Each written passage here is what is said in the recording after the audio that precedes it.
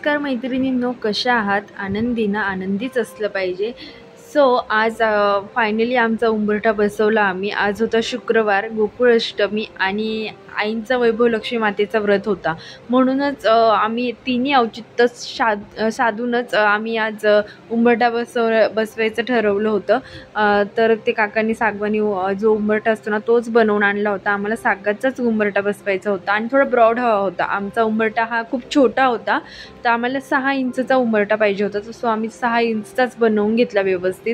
आणि त्याआधी ना त्यांनी माप वगैरे घेतलं आणि नंतर ना म्हणे की त्या खाली आम्हाला जी फिटिंग करायची असते सिमेंटाची तर ती त्यांना करायची होती. म्हणून मी त्या आधीच ना जी काही पूजा असते आणि ज्या वस्तू आपल्याला टाकायच्या होत्या त्या मी करून घेतल्या. ही पूजा आम्ही साधी सिंपल आमच्या मनाने करतो.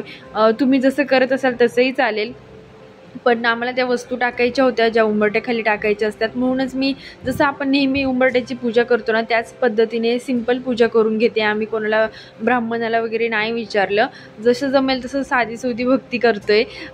तर अशा प्रकारे जसं आपण उंबरठ्याला पूजा करतो तसंच मी तिन्ही चारी साईडला हळदी कुंकू वाहून घेतलं आणि अक्षता वाहून घेतल्या.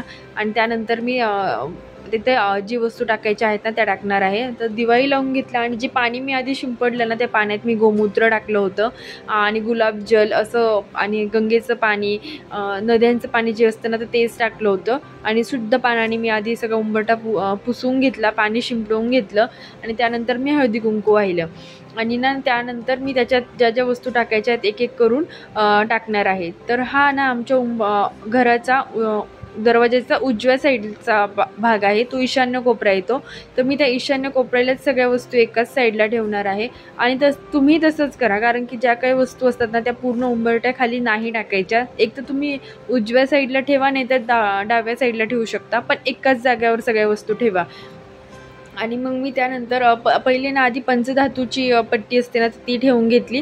आम्हाला पूर्ण लॉंग पट्टी घ्यायची होती पण ती आम्हाला अवेलेबल झाली नाही. सो आम्हाला जी छोटी पट्टी भेटली सोनारांकडून तीच मी ठेवली.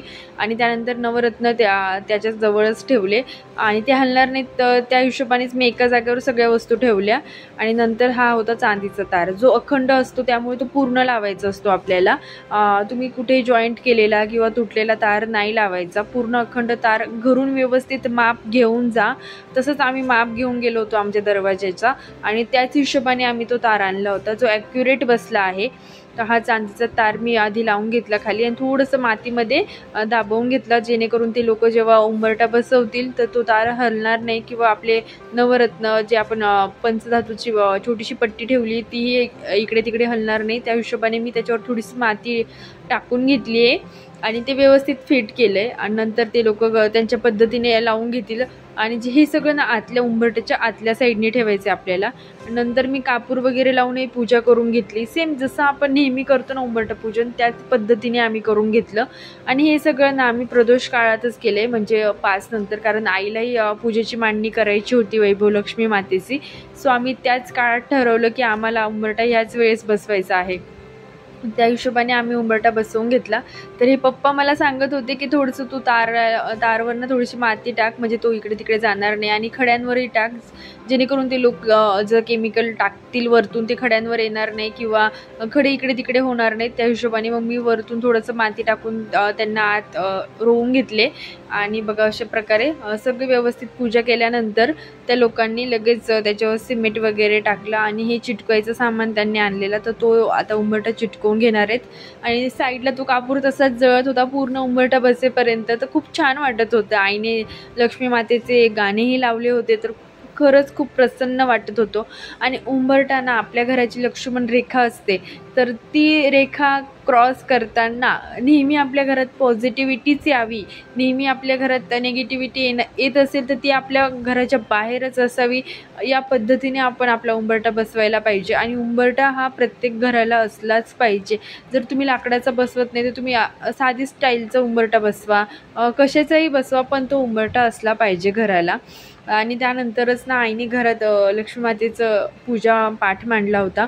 तर खरंच खूप प्रसन्न वाटत होतं की सगळे योग जुळून आले. खरंच खूप छान वाटलं.